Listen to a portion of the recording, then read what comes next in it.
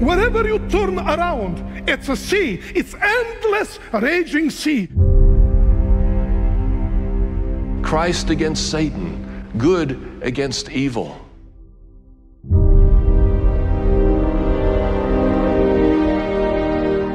We're about to discover the last deception of Earth's history.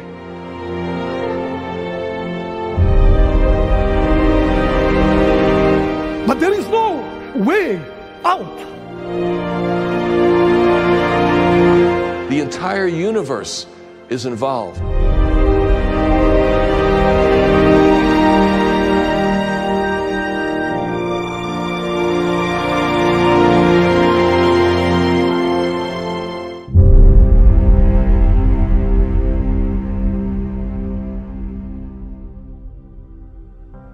My dear brothers and sisters, I'm so excited to be here, and I am thankful for this beautiful opportunity to invite you to join our first biblical symposium on final events with the theme, What's Next? What's next? This is a relevant question. As you know, we are living in exciting times. Better said, we're living in very challenging times. Times of uncertainty, times of chaos, times of fear and despair, times of destruction. We have fires here in the West and hurricanes back in the East, and we're surrounded with a worldwide pandemic. We're going through a health crisis, an economic crisis, a political crisis. We are living during very challenging times. What's next? To answer this question, we need to go to the Word of God because God does have the answer. And I'm so glad that from the comfort of your home, you are choosing to join us and watch this biblical symposium. You will hear from some of the best biblical scholars who will not only share their knowledge on the topic of final events, but also will help us understand the times we're living in and the preparations we need to make for Christ's soon return. So it is my prayer that as you dedicate this time to hear God's Word, that you will be blessed, enlightened, uplifted, affirmed, and encouraged. Maranatha, Jesus is coming very soon. Welcome. We count it a privilege that you have joined us tonight for this presentation. This is the Central California Conference's Symposium on Final Events. Tonight, I'm excited for the topics ahead of us, but I'm saddened that this symposium is drawing to a close. Can you believe it? What a week we've had. We started the first weekend with Dr. Renko Stefanovic. If you knew and missed those presentations, please go back, start from the beginning, and work your way through. We've had marvelous presentations throughout the week, and here we are beginning the conclusion of this great symposium. We hope that you have thoroughly enjoyed it, that you have learned much, and that it was well worth journeying with us through this symposium. Please share it with your friends, not just tonight's presentation, but all the presentations thus far. Tell your friends where to get it. Send them the link so that they too can avail themselves of these great lectures. For more information on what's happening over the weekend, or if you forgot who spoke when in the past and want to get that information to tell somebody else, our website is www.centralcaliforniaadventist.com/what's next. Since this is social media, please subscribe, hit like, hit the bell, because we are planning to host future symposiums and presentations of this nature, and you may very well want to partake of those. It has been a blast to spend this week with you. Our team has enjoyed engaging with you, with your comments, your prayer requests. We have an entire team of people just praying for these prayer requests. So please, life can get tough. If there are things in your life that you need prayer for, engage with us. Write them in the comments, and we'll be happy to pray for you. If you have questions you'd like answers to, we don't have all the answers, but we will try to answer them, or at least refer you to where you can get the answers.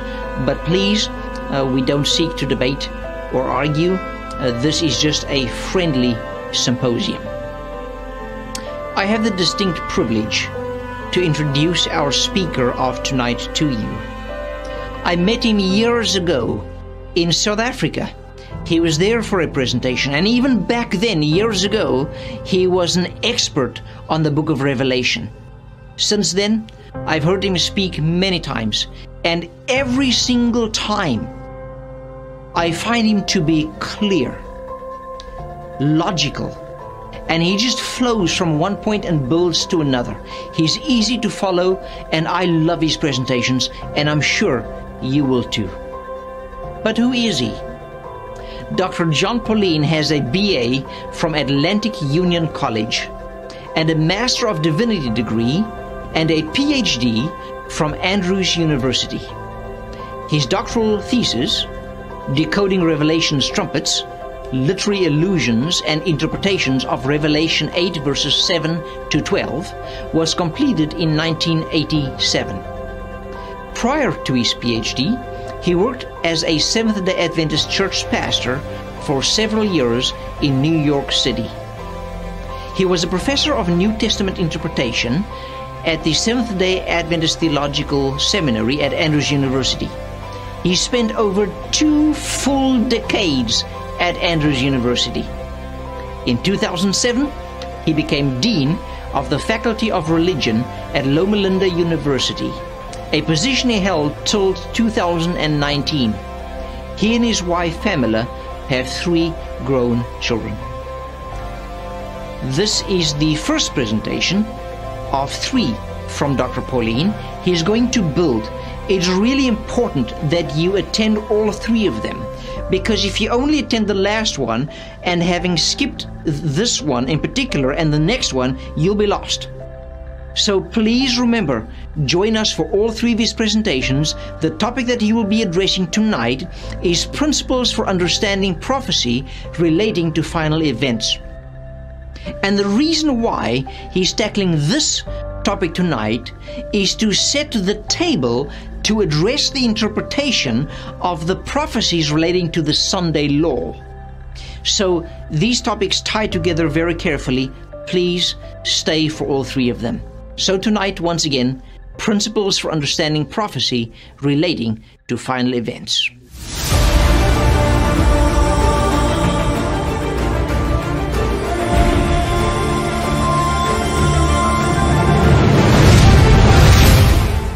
This is the first in a series of 3 presentations on the concept of Sunday laws in prophecy as part of the Central California Confrence Prophecy Seminar Series.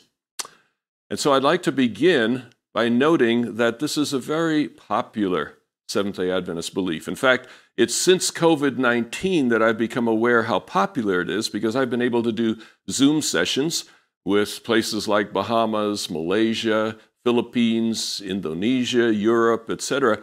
And I'm finding, particularly outside the Western world, the #1 topic right now is Sunday laws in Bible prophecy.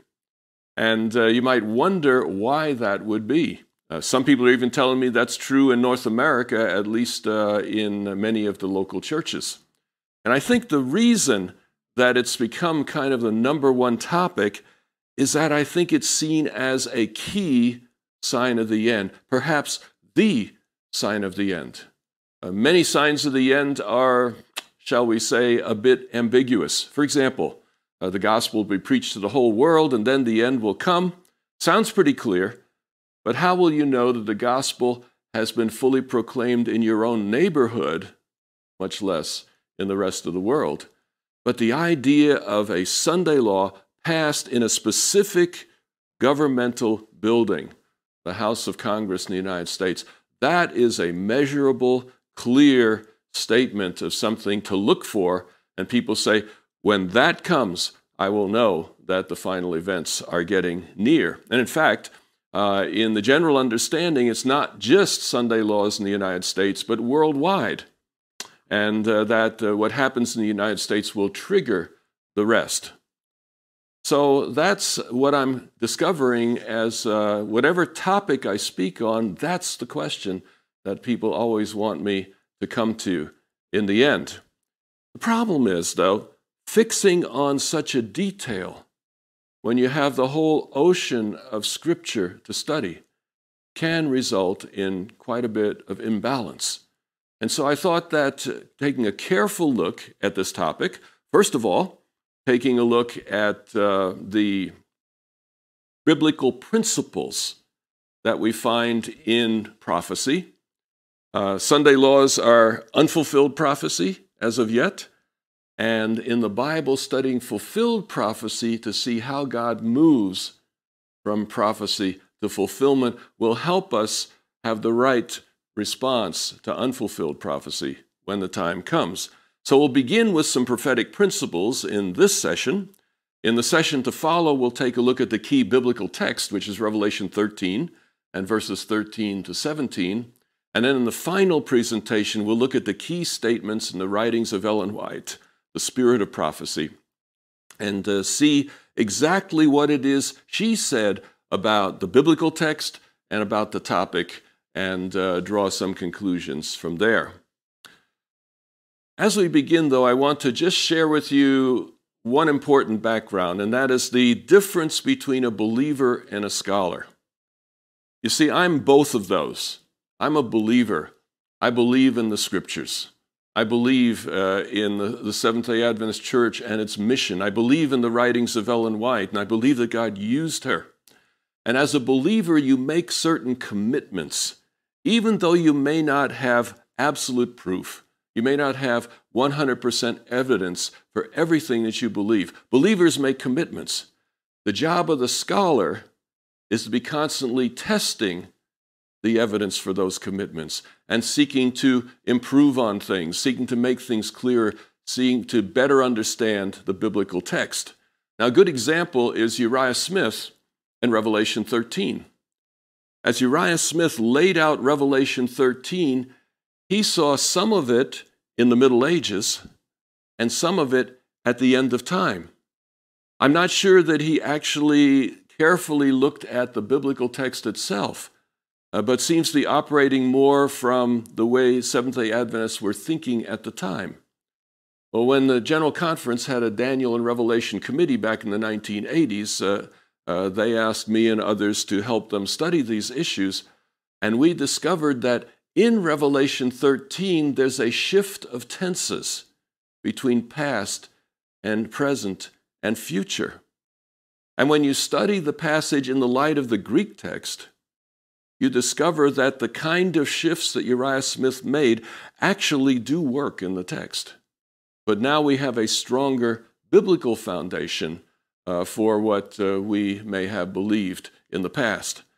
And so I think it's very important that to remember that as scholars, we may test and question things, not because we don't believe them, but because it's important to have the soundest arguments and the best understanding we possibly can. And as Ellen White herself said, if we've made some mistakes, it's time that we knew them. So we're going to do some scholarly work, but from the perspective of desiring to support an appropriate belief. So one thing that we've mentioned already is that we need to attend to unfulfilled prophecy. This is an unfulfilled prophecy, Sunday laws. The whole concept of the idea. How are you going to go from the prediction to the fulfillment? I think it's critical that we test the way we read these texts by how the Bible shows fulfilled prophecy to work. And I've done this work in the past, and if you're interested in much more detail than I can give you today, you can go to my book, What the Bible Says About the End Time. The entire book is, in a sense, looking at the biblical evidence for these principles, and I summarized them and updated them about 10 years after in chapter 2 of the book, The Deep Things of God. So you can get some of the depth there, but I'm going to give you just a quick overview of 8 principles of biblical interpretation drawn from fulfilled prophecies in the Bible. Now, the first of these is that God is consistent. Seems obvious at first glance, but that's sort of the foundation of prophecy. Prophecy works because God is consistent. What God says, He will do. What He does, He will do again. As it says in Malachi, I am the Lord, I do not change. So at the foundation of prophecy is the sense that God is consistent. We can count on Him to do what He says and also repeat what He has done in the past. But there's an interesting second principle that seems to go a bit against the grain, and that is that God is not always predictable. God isn't always predictable. In other words, not everything that God says He will do, He in the end does. Classic example, the book of Jonah. God says, 40 days, Nineveh will be destroyed. No conditions stated, no challenges there. Message is clear, prophet gives the message, 41st day comes, Nineveh is still there. And the prophet himself is upset with God because he realizes that when God makes a negative prediction, God is so merciful that if the conditions change, God will change with the situation. God loves His creatures, does not desire anyone to be lost. And so God will do all in His power not to carry out negative judgments when they occur. I think of Romans 11, verses 33 and 34, where it says, "Oh, the depth of the riches and wisdom and knowledge of God! How unsearchable are His judgments, how inscrutable His ways. For who hath known the mind of the Lord, or who has been His counselor?" This cautions us that we should not be overconfident ahead of time, that we know the mind of the Lord, that we know exactly how He's going to fulfill the prophecy. John 3, verse 8 says, "The wind blows where it pleases. You hear its sound, but you cannot tell where it comes from or where it is going. So it is with everyone who is born of the Spirit." So you see that, in a sense, God is like the wind.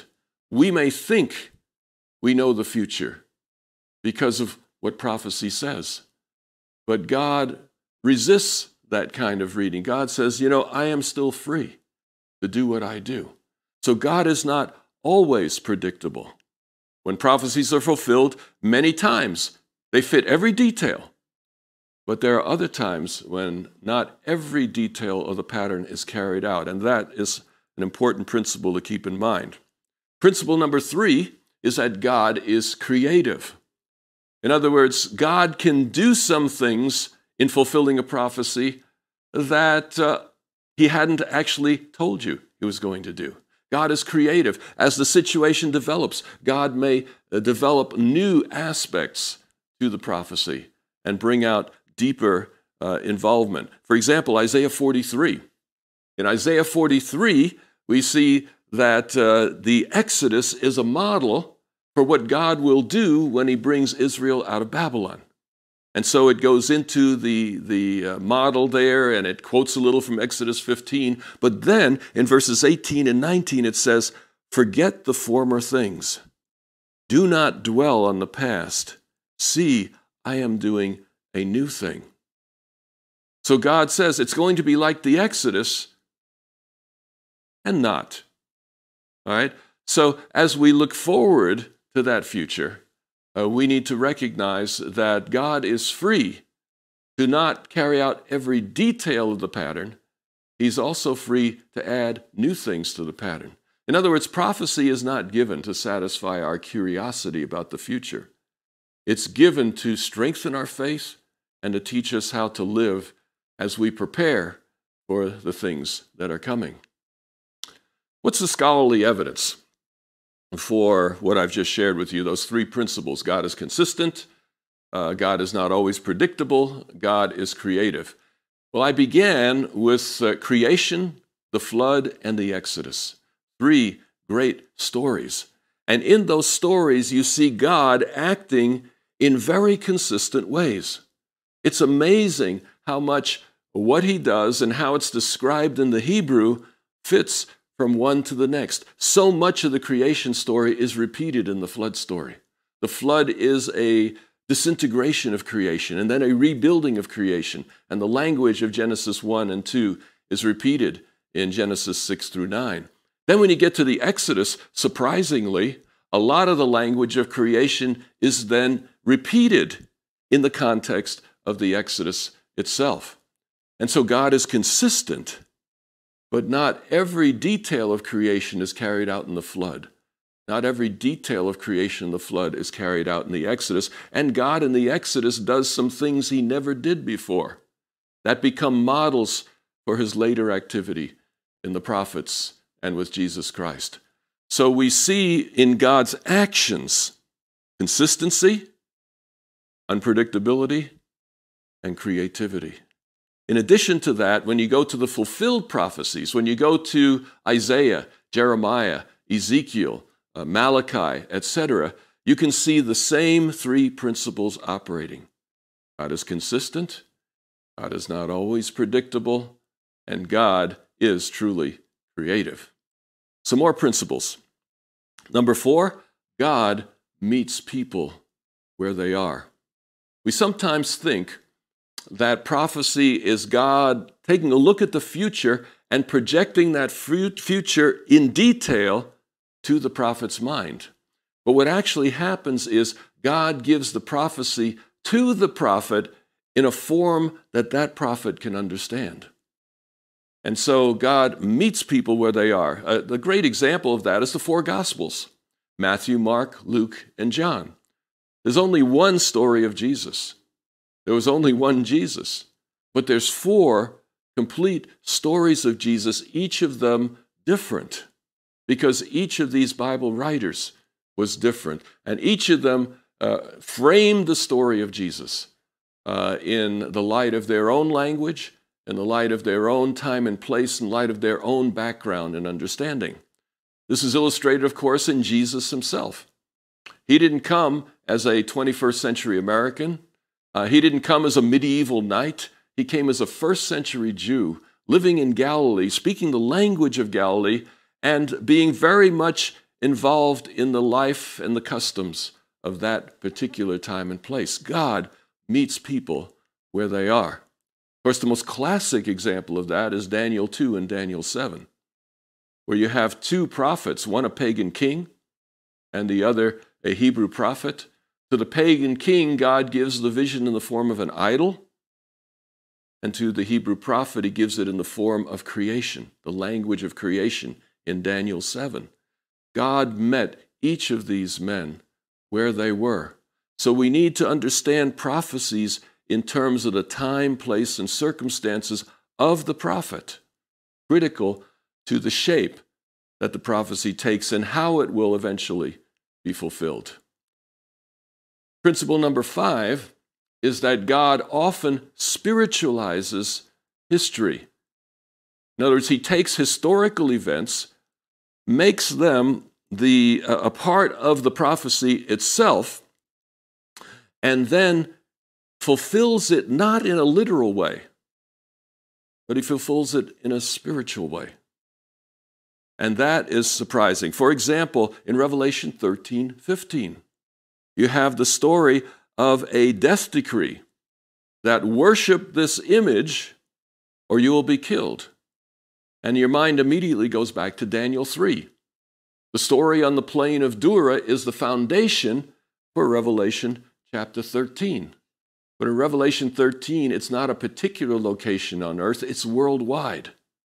And it's not a statue, but the image represents ideologies that are truly worldwide.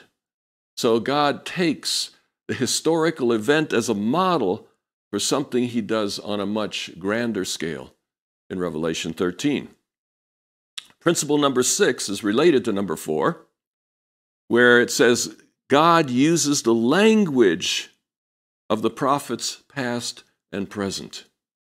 In other words, where the prophet is in point of history, God takes the language that makes sense to that prophet. So Isaiah's language is not Moses' language. It's not our language. It's the language appropriate to the time and place. when Isaiah lived. Language, in a real sense, is a summary of our own personal history. Every word in our native language we learned as a child, in context.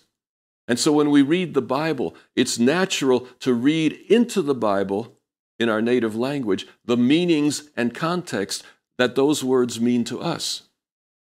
But the prophet wrote in the prophet's time, place, language, and circumstances. And that's really critical to rightly understanding prophecy. Let's take a look at a classic example, and that's Isaiah chapter 11, verses 15 and 16. And the reason I'm going to give you this example is because there's no question this prophecy was fulfilled within the context of the Old Testament. The fascinating thing is not a single detail of this prophecy was fulfilled exactly as written. Did you hear me? Exactly as written. If you were to read this prophecy in Isaiah's day, you would say the return from exile will happen like this. In fact, the details are so clear that you could make a prophetic chart and say, here's how it's all going to work out. But when it actually happened, it was very different. Let's take a look. Isaiah 11, verses 15 and 16. The Lord will dry up the gulf of the Egyptian sea. You see, he's using the Exodus as a model here for what's going to happen in return from exile. The Lord will dry up the gulf of the Egyptian sea with a scorching wind. He will sweep his hand over the Euphrates River. He will break it up into 7 streams so that men can cross over in sandals.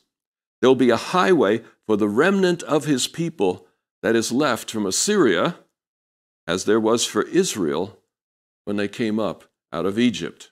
All right, so Exodus is the model, and reading the text at face value, it's saying that Israel will return from exile to Assyria when God sends an east wind to dry up the Euphrates River, and God's people will escape across the dry riverbed, just like they went through the Red Sea, and make their way back to Israel. What a wonderful deliverance that will be. The reality is, not a single detail of this prophecy was fulfilled exactly as written. Why? First of all, let's go to verse 16. It is Assyria that is the captivating power, and it is Israel that are the captives. This is appropriate to Isaiah's day. Babylon was not a major power in Isaiah's day. In fact, it was subject to Assyria. And Israel was 12 tribes at the beginning of Isaiah's ministry. But by the time of the Babylonian exile, there's only one tribe, essentially, the tribe of Judah, that is left. So in the actual fulfillment, Judah leaves Babylon, not Israel leaving Assyria. But God meets Isaiah where he is. If he had given the details of what actually would occur, nobody would have made sense of it. Isaiah himself would say, this makes no sense. God meets people where they are and speaks their language in their time and place. But what about this other stuff? What about the Egyptian sea and the wind and the sandals? What about all of that? Well, part of the model is God uses the language of the prophet's past to describe the future. And the language of Isaiah's past included the Exodus story in the books of Moses. And in the Exodus story, God uses a wind to dry up the Red Sea so that the Israelites can walk across in their sandals. That's the model. And he gives it to Isaiah as a model because that's part of his construct, part of his world, to foresee the future. But was it a wind that dried up the Euphrates when the people of God were delivered by Cyrus? No, it was Cyrus' engineers that dried up the river. And was the river dried up so the people of God could escape across the riverbed? No, they escaped across the bridges because the new emperor told them they could go. They were free. You see, the prophecy was fulfilled. But if you had nailed down the details and said, this is the way it's got to be fulfilled, you would not have seen the fulfillment when it came. God is consistent. God is not always predictable. God is creative, and he meets the prophet where they are using the prophet's past and present language to describe the future.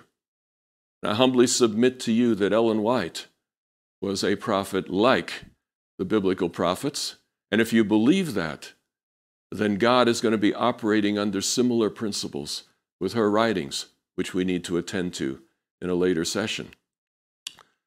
So what I'm saying here is that I've learned in looking at fulfilled prophecies of the Bible that biblical prophecies are always a natural extension of the prophet's time and place. In other words, the events that happen between the prophet's time and the end are events that make sense from the world in which the prophet is speaking. God does not give them details that would make no sense, such as the fact that Babylon eventually conquers Assyria and becomes the hostile power that takes God's people captive, according to Isaiah 11.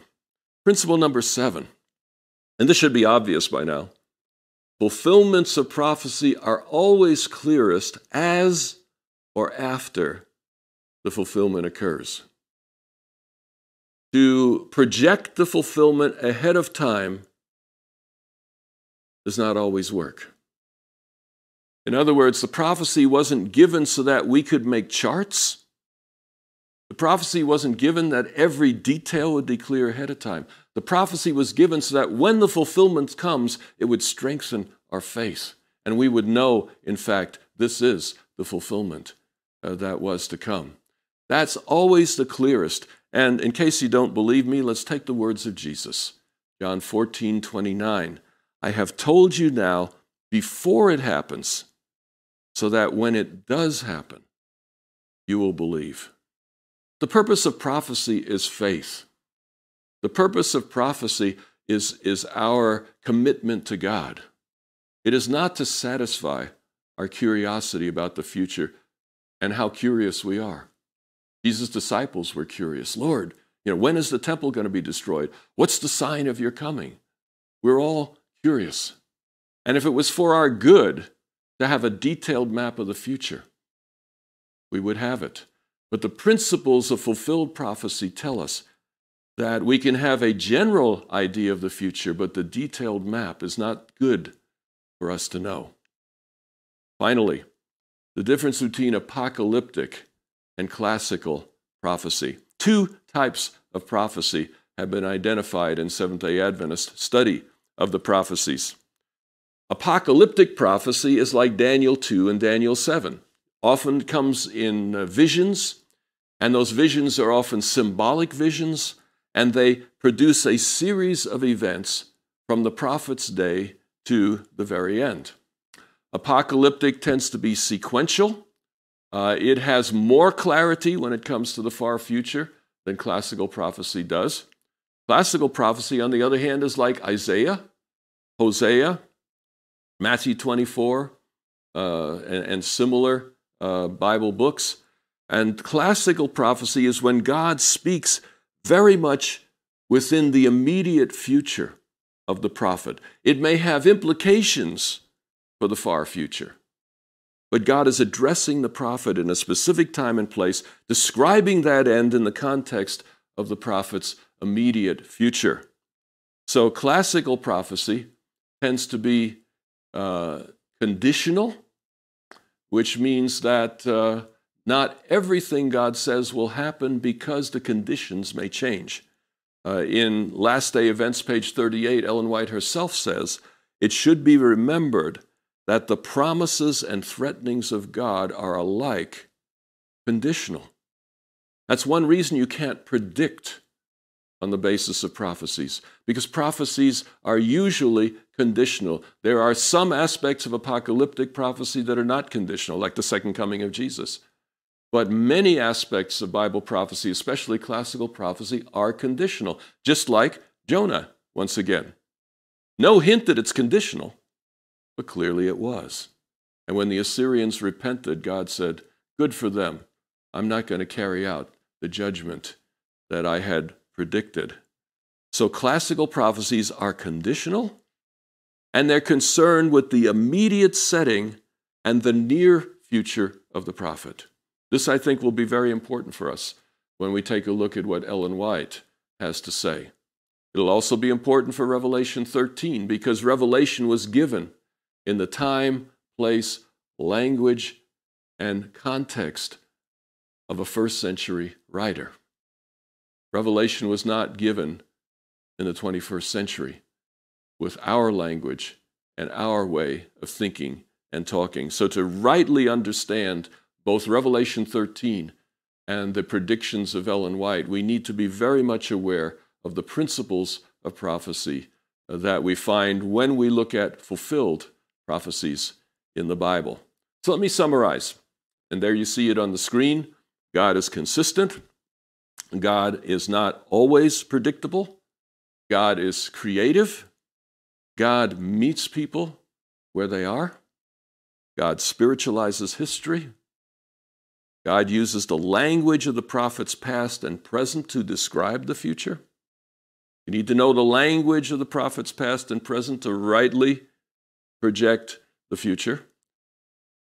The fulfillments are clearest as or after they occur. And remember the distinction between classical and apocalyptic prophecy. I think we will see when we get into Ellen White's writings that she was very much a classical prophet rather than an apocalyptic prophet in terms of the things she says about Sunday laws, as we will come to see. So it's good to have been with you. That concludes our first session, and we will move on in the next session to take the same principles of prophecy and apply them to Revelation chapter 13, which is the foundation text for the idea of Sunday laws in the earth's future. Thank you, Dr. Paulien, for that message. I cannot tell you how many times I have had to deal with situations where people simply apply a haphazard way of dealing with prophecies and as a result arrive at interpretations that are left field and right field and all over the place.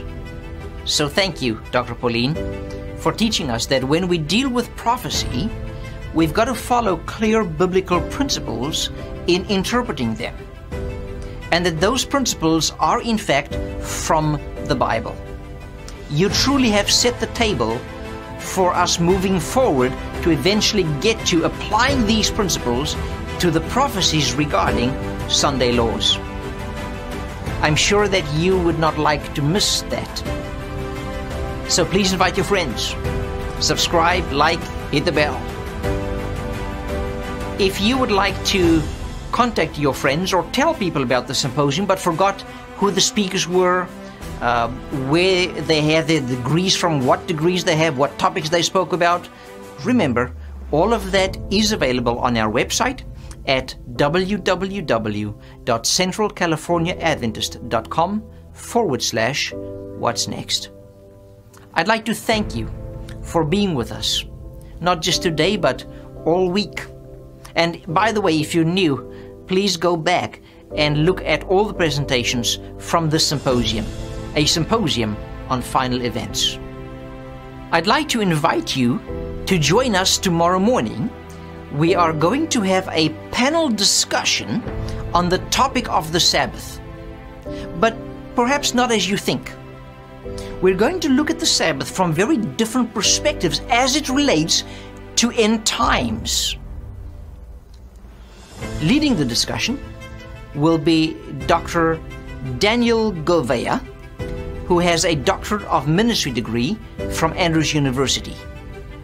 Joining him as fellow panelists will be Pastor Sandy Cologne. She was just recently commissioned. Congratulations, Pastor Sandy. She has a Master's of Theological degree from the HMS Richards Divinity School at Andrews University. Also joining them is Elder David Dean, who just got ordained last week. Congratulations to you as well.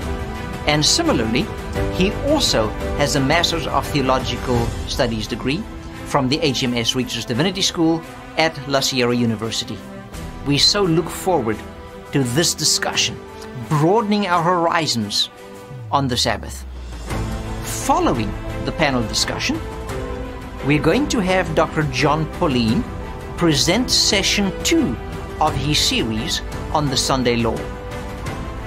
His topic will be the historical understanding of the Sunday Law. And once again, this builds to get us to his final presentation tomorrow night on the actual Sunday Law, a series you don't want to miss. So please join us again tomorrow night. In the meantime, please sleep tightly, and we'll see you in the morning.